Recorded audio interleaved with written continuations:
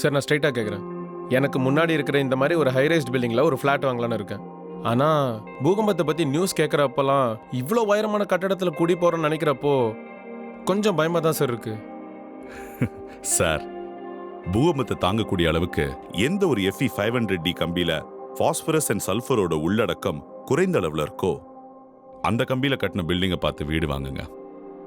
எல்லாருமே பூகம்பத்தை தாங்கக்கூடிய கம்பியில் கட்டின கட்டணம் தான் சார் சொல்கிறாங்க. சார், இங்க வாங்க.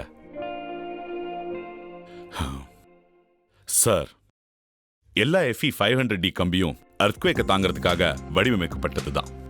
ஆனா நீங்க கட்ட போற பில்டிங்ல 1000 கம்பி தேவைப்படுதுன்னா அந்த 1000 கம்பியும் ஒரே மாதிரி கன்சிஸ்டண்டா இருக்கணும்.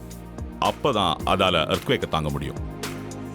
ஒரு பில்டிங்ல இருக்கிற அத்தனை பில்லர்ல ஏதாச்சும் ஒரு பில்லர்ல இருக்கிற ஒரு கம்பி கன்சிஸ்டண்டா இல்லைன்னா கூட அப்புறம் ப்ராப்ளம் தான். புரியலையே சார். வாங்க, இந்த 2 பில்டிங்குமே FE 500D கம்பினால கட்டப்பட்டது. ஒரு சின்ன எர்த்குவேக்,